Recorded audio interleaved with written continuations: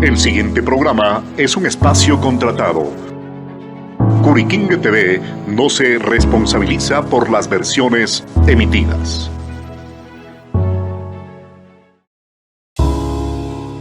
El siguiente programa es de clasificación O. Opinión.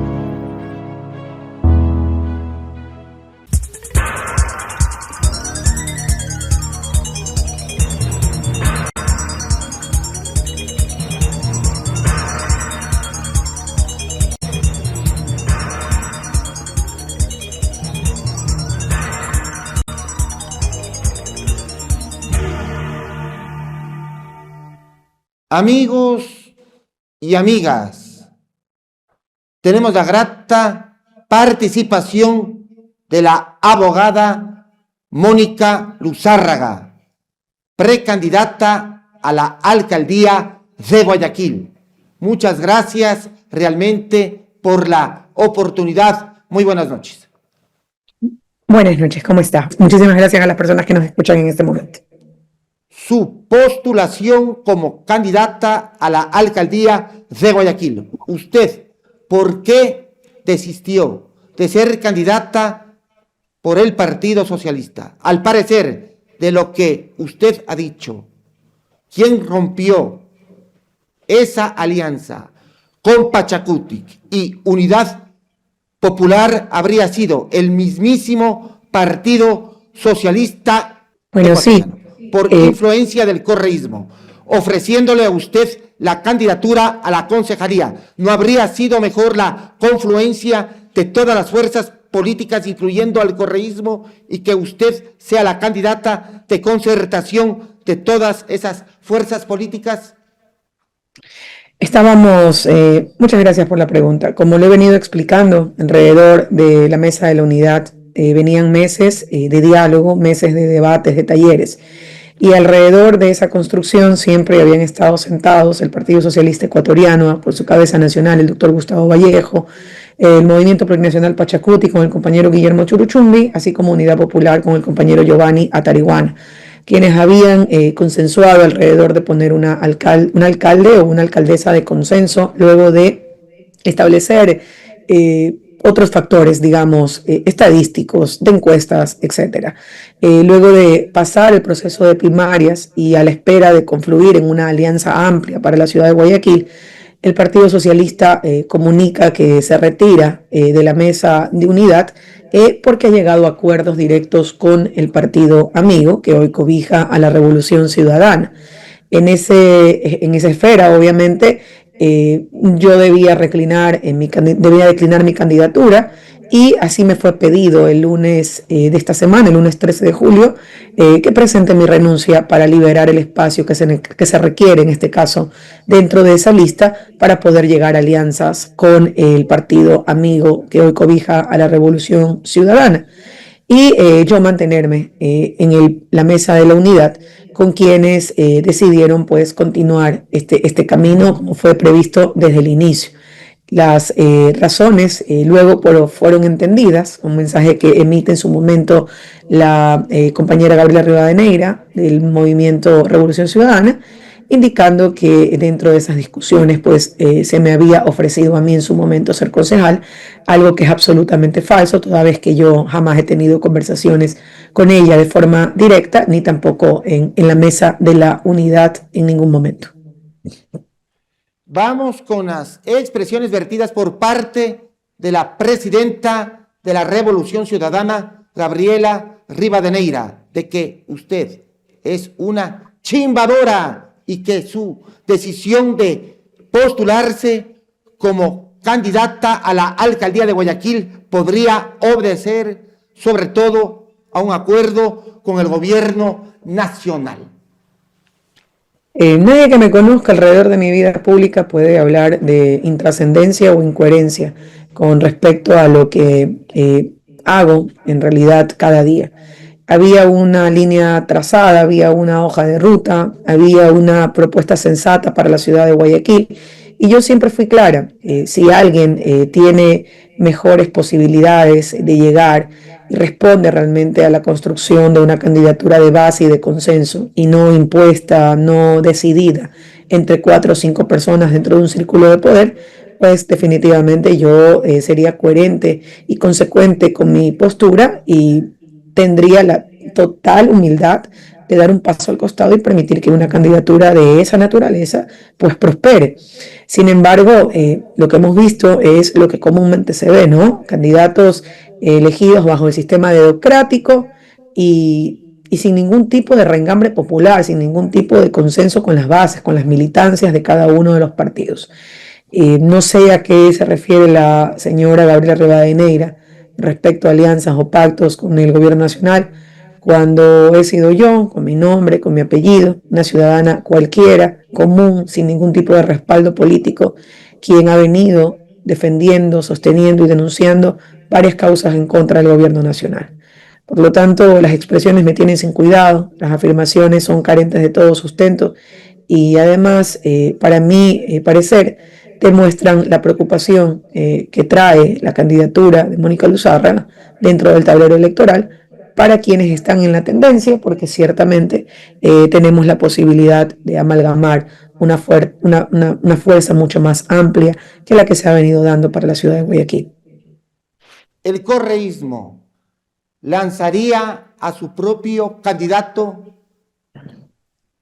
¿sería Juan Pablo Molina? Le pregunto, sobre todo, ¿o todavía habría la posibilidad certera y decidora de que haya una concertación con la Revolución Ciudadana, limar asperezas, sobre todo?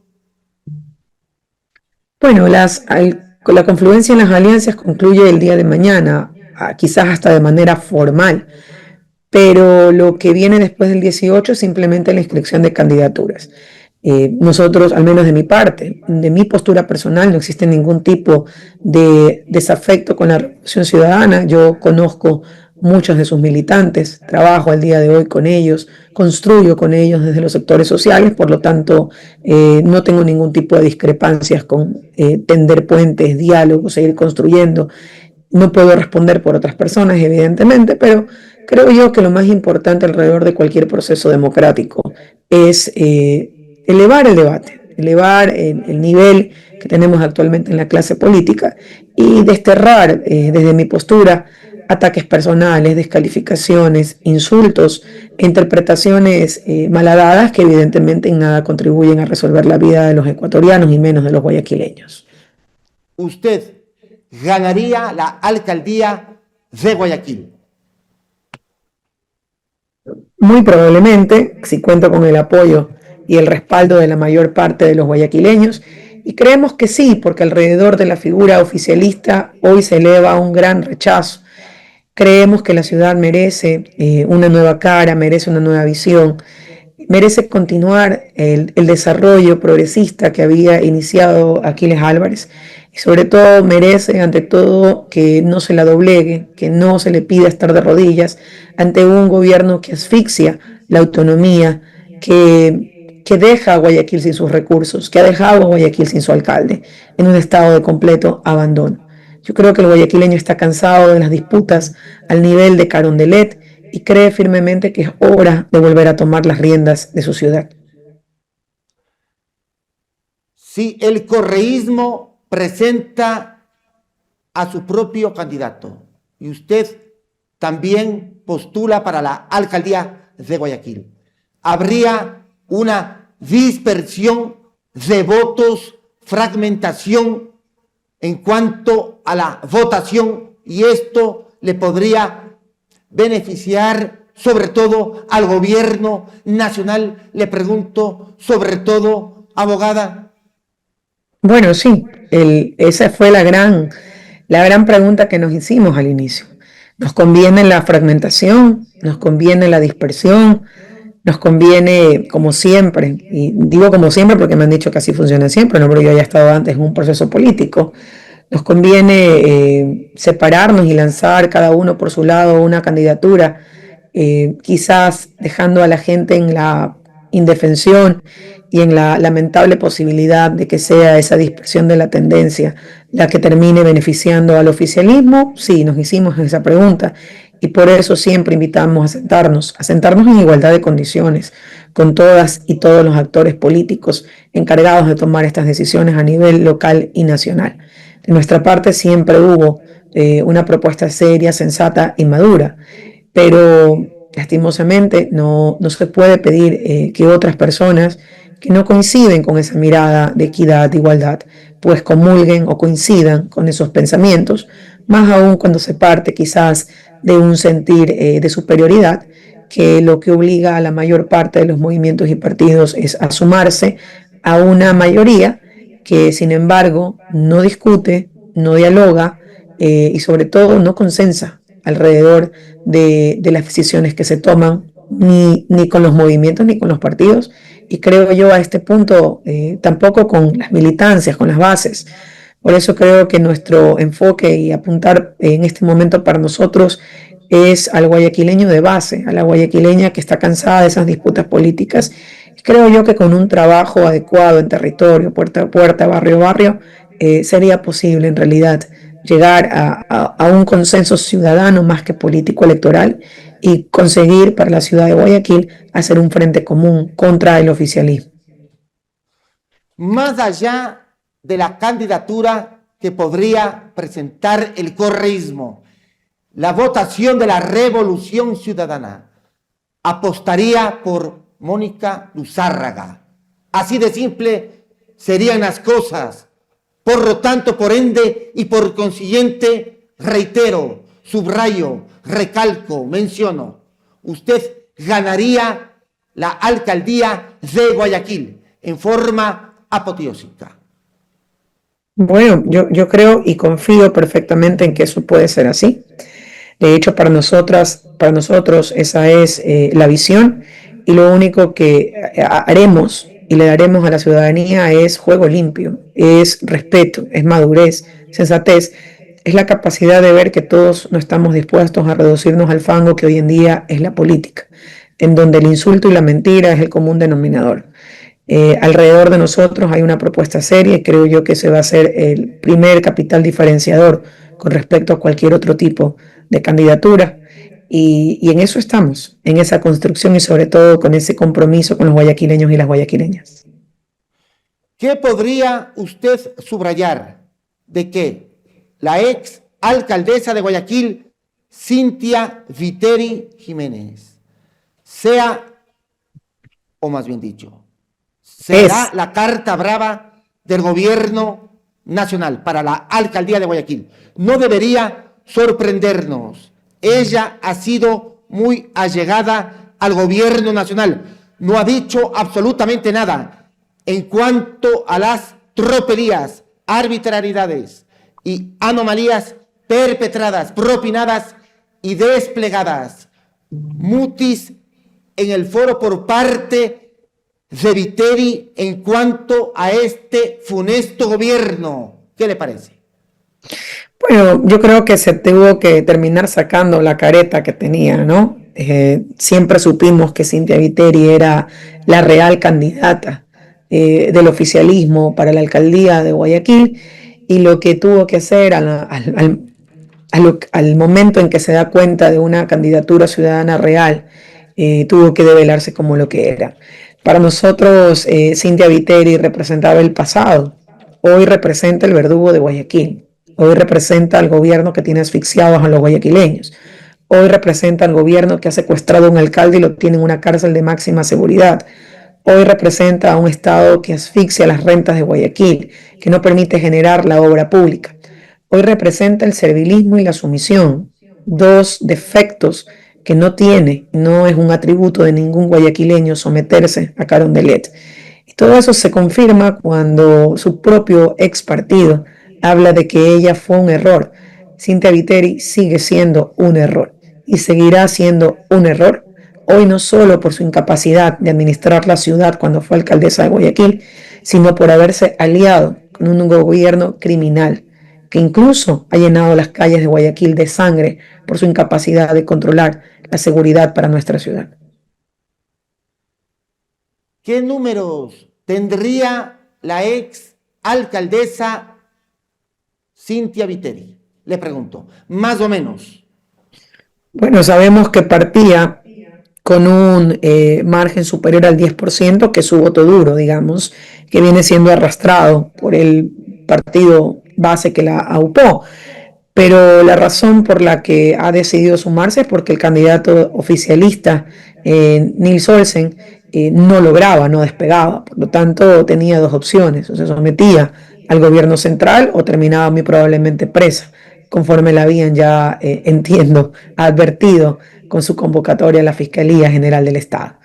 En esa situación, pues para nosotros es evidente que intenta el gobierno nacional utilizar el porcentaje que tiene Cynthia Viteri para despegar de un margen, de un colchoncito un poquito más alto para enfrentar esta candidatura por la alcaldía de Guayaquil.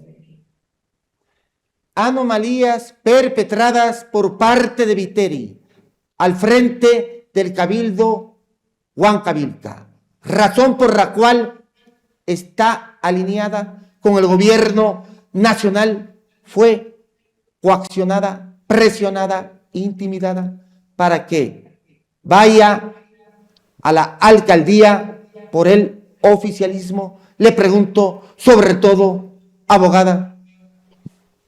Sí, es correcto. Esos números le sirven, esa situación particular evidentemente le servían, y yo creo que esas anomalías, aun cuando pudieran existir, no temamos pensar que en unos meses van a dejar de existir. Pero yo creo que los guayaquileños recuerdan con absoluta claridad todos los actos de corrupción, las denuncias y sobre todo la ausencia de liderazgo que tuvo Cynthia Viteri en esta ciudad. Vamos con sus propias expresiones vertidas en cuanto al ministro del Interior, John Reinberg. Reinberg no es ministro del Interior, parece el carcelero del régimen. Opina sobre derecho que no conoce, investigaciones que no dirige, procesos que no impulsa y sentencias que no le corresponde dictar. Yo agregaría de que Reinberg tiene alma de fiscal. ¿Coincide conmigo? Adicionalmente, le pregunto.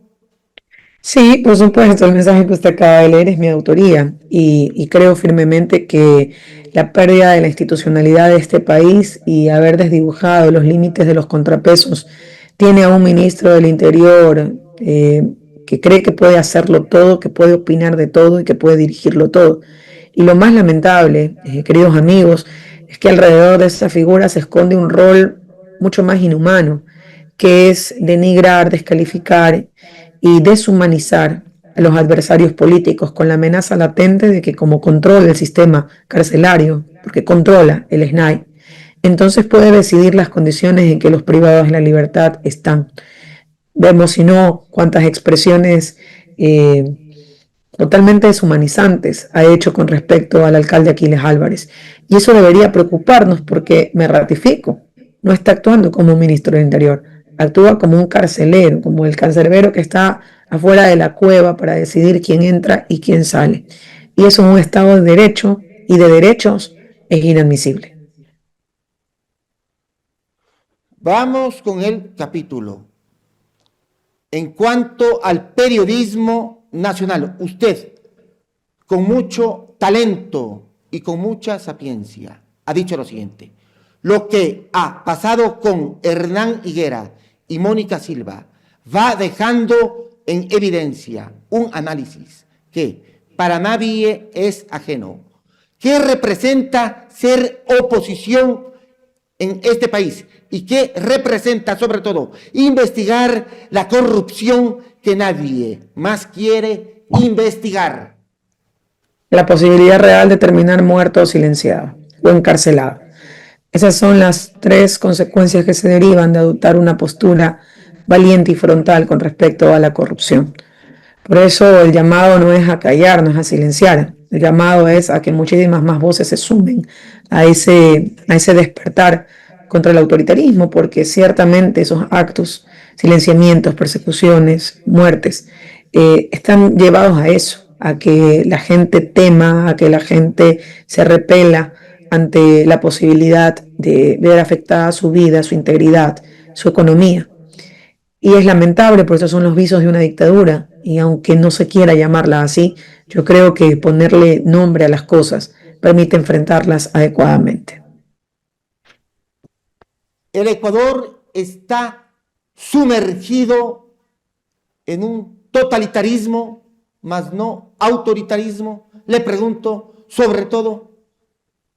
Por supuesto, yo creo que hace ya algunos meses hemos sobrevivido los embates del autoritarismo, de la pérdida de la institucionalidad, de la pérdida de los valores democráticos, sobre todo de la violencia desmedida que hoy el Estado ejerce incluso contra los ciudadanos de a pie, de las medidas impopulares que castigan la economía de los más pobres, de los pactos, de las prebendas, de ese entreguismo que atenta contra nuestra soberanía. Todo eso hace parte de una agenda en la que el ecuatoriano y la ecuatoriana no tiene poder, en que ese poder ya no le pertenece a los ciudadanos, sino que le pertenece a las corporaciones. Y es grave porque vivimos una dictadura que se sostiene en TikToks y piezas comunicacionales y que no se siente, digamos, como tanques de guerra en las puertas de una institución, pero que está haciendo y causando los mismos efectos. La situación de la inseguridad en el Ecuador. Usted ha dicho lo siguiente: la gente ya no le teme solamente al extorsionador, al sicario o al delincuente. Ahora la gente teme a este gobierno. Todo el mundo le teme y lo rechaza. Teme y rechaza a un gobierno que los castiga, que los asfixia. Y yo creo que el ciudadano hoy debe tomar una decisión. ¿Va a seguir temiendo, va a seguir aceptando y tolerando lo que está pasando? ¿O va a decidir despertar, salir y enfrentar con valentía y tomar decisiones con respecto a la continuidad de este gobierno al frente no solamente del gobierno central, sino también de los espacios locales? ¿Podría despertar nuestro país? Por supuesto que puede, pero sobre todo debe despertar. Yo creo que hay una oportunidad histórica de hacerlo. Y en esa construcción yo creo que mientras más voces se sumen será más importante. Vamos con una cita mundialista. Si Noboa quería ir al mundial, que se vaya con su dinero y pida licencia. Al final tiene los recursos para hacerlo. Lo humillante es que use los recursos del Estado mientras el país enfrenta inseguridad, hospitales sin medicinas y familias que no llegan al fin de mes. Es correcto. Yo creo que la característica y el atributo de este gobierno es que lo que más ha hecho es utilizar los recursos públicos, utilizar al Estado para satisfacer sus propios caprichos y sus propios egos. Por el contrario, sigue recrudeciendo la vida de todos y burlándose sin ningún tipo de vergüenza de los ecuatorianos. Esa es la posición que tiene Daniel Noboa y bueno, por fin ya se acabó, digamos, hasta cierto punto la participación de Ecuador en el Mundial, si no muy probablemente tuviéramos que estarle costeando más y más viajes, como es común en él desde el día en que se postuló como presidente. 78% de repudio nacional tiene el mandatario. ¿Qué le parece, Mónica? Yo creo que no solamente es la cifra, es lo que dice la gente en la calle, es lo que expresa el guayaquileño o guayaquileña a la que se le pregunta cómo vive, en qué condiciones se encuentra. Y la mayor parte coincide en que se trata de un gobierno totalmente alejado de las clases populares, desconectado de las necesidades del pueblo y que evidentemente pues lo único que puede recibir de parte de los ecuatorianos es un alto estándar de desaprobación. Tenemos un gobierno corrupto inescrupuloso a tiempo completo? Sobre todo le pregunto, Mónica, Sí, no hay visos de 24/7. transparencia por parte del gobierno nacional. Pura opacidad, Es correcto. confidencialidad en Bueno, todos los sectores por parte de este régimen actual. ¿Qué le parece? el informe reservado, los proyectos que no pueden conocerse, los informes confidenciales, los informes secretos, hoy son el pan de cada día y hacen parte de esa visión autoritaria de un gobierno que no está dispuesto ni a ser transparente y menos a rendir cuentas a sus mandantes. Es un síntoma del autoritarismo en realidad lo que acabamos de describir. ¿Sufrirá un ramalazo, un batacazo, un revés político electoral el gobierno actual en las próximas elecciones que se avecinan? Yo pienso y espero que así sea, que el pueblo le vuelva a dar a Daniel Noboa la lección que le dio el 16 de noviembre del 2025, cuando en forma mayoritaria rechazó su consulta popular. Eso es lo que esperamos, eso es en lo que trabajaremos, sobre todo para que se entienda que a Daniel Noboa no hay que darle un milímetro más de poder. ¿Cómo realizar un control electoral en el país? Con la Si gente. tenemos un Consejo Nacional Electoral que responde a las consignas del gobierno actual. Yo creo que con una ciudadanía organizada, preparada y sobre todo consciente de que el poder de su voto trasciende al acto de votación, tiene que cuidar su voto, tiene que asumir la responsabilidad de vigilarlo, incluso ante las tretas del Consejo Nacional Electoral. Y ahí se deben sumar muchísimas voluntades. Usted realizará un control electoral férreo, amalgamado, monolítico, a lo largo y ancho del puerto principal, Mónica, le pregunto. No solamente la defensa del voto, sino también la defensa de una ciudad que hoy se encuentra a merced de unos piratas. Como en sus inicios, Guayaquil merece ser defendida y defendida con dignidad, defendida con valentía y sobre todo protegida de que sean otros intereses y no los intereses de los guayaquileños los que primen para la ciudad de Guayaquil.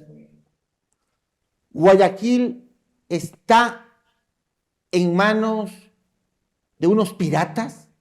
¿En qué sentido? Guayaquil va a ser tomada por unos piratas. Hoy en día se encuentra en un estado de abandono y ha sido secuestrado su alcalde precisamente para dejarla sin un muro de contención, sin un defensor de sus espacios territoriales. Creo yo que la disputa real va a ser en noviembre y el guayaquileño va a tener que tomar una decisión, queridos amigos.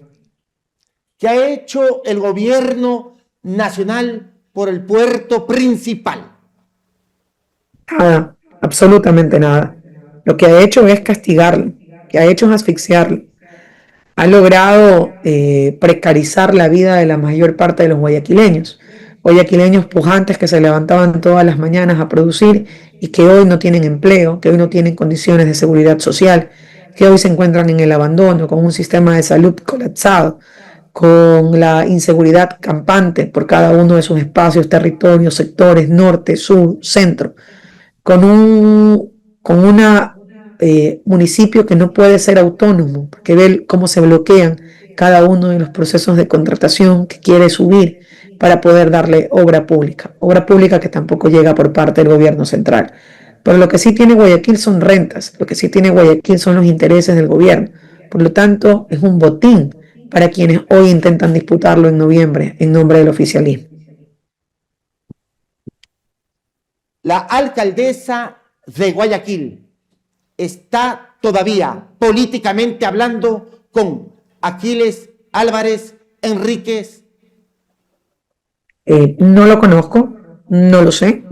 Tatiana Coronel ha venido defendiendo desde su espacio la posición del plan de trabajo de Aquiles Álvarez y creo yo que es admirable hasta cierto punto que a pesar de todos los embates que ha tenido la ciudad, continúa al frente dando la cara. Otros corrieron apenas las cosas se pusieron feas. Así que esperemos que Tatiana pueda continuar con su trabajo y sobre todo que lo que está haciendo lo haga por el bien de la ciudad, que es lo que muchos de nosotros queremos. El caso Porsche Cayenne, su opinión, su palpitar, su reflexión, su concepto, por favor, le escuchamos detenidamente. Caso Porsche es la evidencia de cómo el gobierno es capaz de utilizar golpes de efecto, puestas en escena para atemorizar, aterrar y sobre todo desestabilizar a todos aquellos a quienes evidentemente necesita someter. Eso no empezó con el caso Porsche, eso empezó en su momento con el asalto a TC Televisión, otra puesta en escena muy bien fabricada para infundir terror y con eso propiciar el aumento del IVA del 12 al 15% que hasta el día de hoy no baja al margen del 13% si lo recordamos, con la garantía de seguridad que se pretendía hacer con el ataque a la bahía. Atacar al alcalde Aquiles Álvarez, establecer que no tenía control sobre los espacios comunes y de comercio de Guayaquil. Y luego fue la misma empresa de seguridad del municipio de Guayaquil, que sí trabajaba, que sí funcionaba para el bien de los guayaquileños, quien demostró el nexo que tenía el caso Porsche, el vehículo utilizado para trasladar a los presuntos autores de ese hecho hacia sus casas, y que este carro esté vinculada a la empresa de la familia del presidente demuestra mucho de quién articula los ataques hacia Guayaquil. Hoy vemos cómo la Asamblea Nacional intenta a toda costa tapar, intenta de una u otra manera justificar esto, cambiando la narrativa. Pero los guayaquileños saben exactamente lo que pasó y saben quiénes son sus responsables. Habría espionaje, afirma el gobierno nacional. En cuanto a este capítulo, ¿qué le parece? Me parece que lo más lamentable de todo lo que hemos visto es que, como le digo, si ya pasó con TC Televisión, si ya pasó con el caso Porsche, ¿cuántos más casos, cuántos más ataques de falsa bandera pudieran venir? Y eso es lamentable porque tenemos entonces un gobierno sin escrúpulos y sin límites que es capaz de cualquier cosa. No hay tal conflicto armado interno como pregona el gobierno nacional. Pura retórica, pura verborrea, pura parafernalia por parte de este régimen actual. Es correcto y no ha funcionado a tal punto que si elevamos las cifras que aparecen con respecto a los índices de criminalidad, sabemos que estas medidas han tenido cero incidencia en las tasas de criminalidad, lo que demuestra no solamente su ineficacia, sino además la incapacidad de un gobierno de tomar una medida real contra la inseguridad, que es de las cosas que más castiga a los guayaquileños.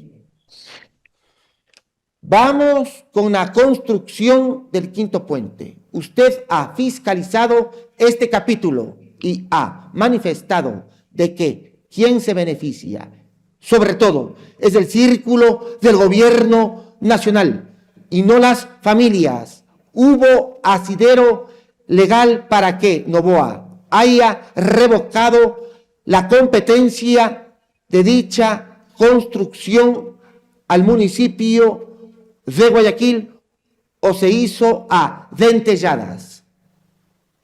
La revocatoria procede en tanto y en cuanto el tramo 1A pueda ser manejado por el Ministerio de Transporte o por el municipio de Guayaquil. Eso es quizás hasta cierto punto intrascendente en el debate.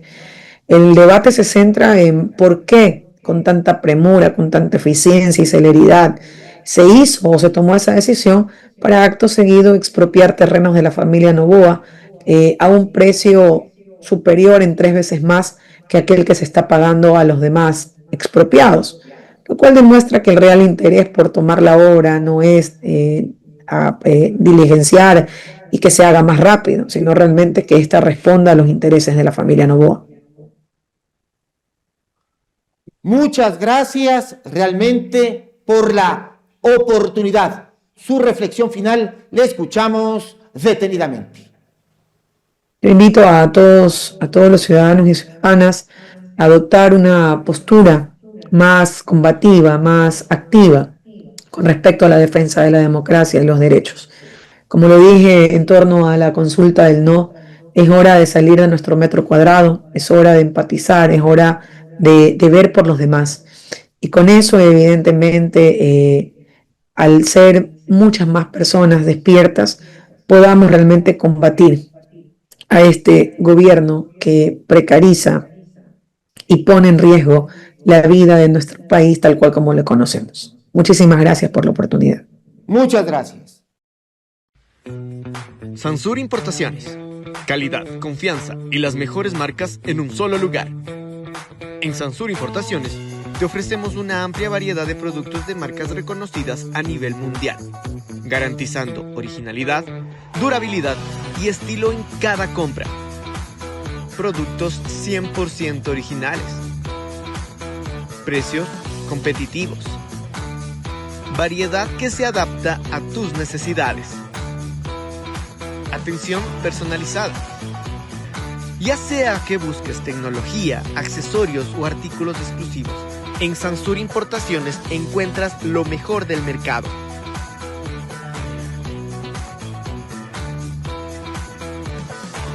Tu mejor elección en productos de marca.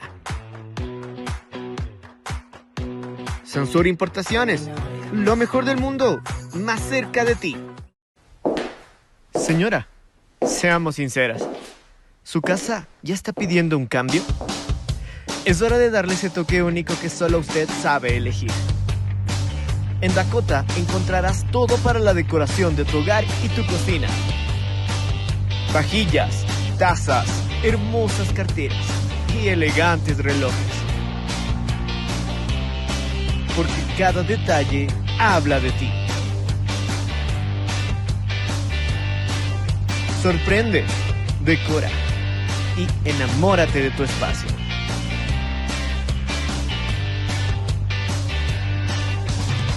Dakota, productos para el hogar, donde lo exclusivo tiene nombre.